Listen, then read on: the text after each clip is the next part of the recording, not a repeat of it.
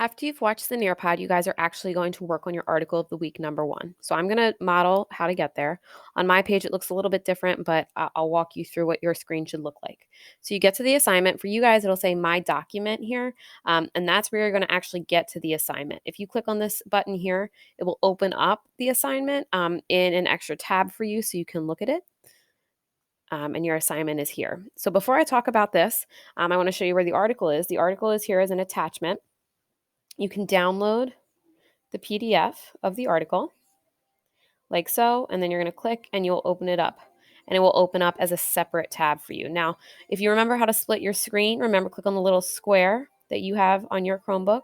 You can drag this tab out so you can look at your document here and the PDF here. I'm going to read the article for you so that you have that as a guide. If that is something that helps you, you can listen along. Or if you prefer to read the article on your own, you can pause the video here. Or just let it play through without the volume, and then you can pick it back up when we get to the actual part about the article. Students survey peers about online learning, socializing during pandemic by the Seattle Times, adapted by Newsela staff on September 11th, 2020. High school students face stressors of all kinds. They want to make friends, have to do schoolwork, and take tests. In 2020, they are also dealing with COVID-19 and its effects.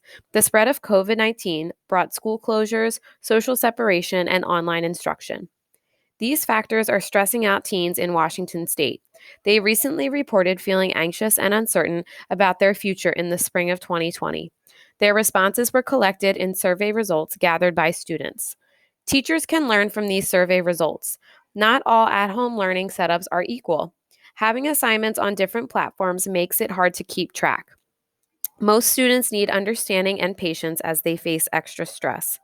Some students have taken on additional tasks, like helping a younger sibling with school. Some might have started jobs to support their families. Students are asking educators to make online safety rules. They also want clear expectations for behavior. They're also emphasizing a need to think of students in arts programs. Students Neela Agarwal, Ava Finn, and Esteban Ortiz Villacorta developed the survey. They are seniors at Skyline High School in Sammamish, Washington. The three met with Chris Ragdale to share their findings on September 1st. Ragdale is the state superintendent of public instruction. They spoke to Ragdale about the need for schools to help with students' mental health concerns. The students asked for outreach from counselors and empathy from teachers. Ava said much of the conversation was about what the format would look like for online instruction. It was really important to all of us that we advocated for the mental and emotional needs that students would have, Ava said. For many students, school is their main resource, she said. The students said they felt heard by Ragdale. Online learning. More than 1,800 students took the online survey. The survey was distributed through social media, school emails, and a Seattle, Washington newspaper between March and June. These are some of their responses. Almost all students surveyed said online learning was a challenge. They had difficulty understanding coursework, trouble focusing, and problems finding internet service or a place to study. There isn't an easy way to communicate with peers and work together to solve problems, complete work, or to ask questions, one student wrote.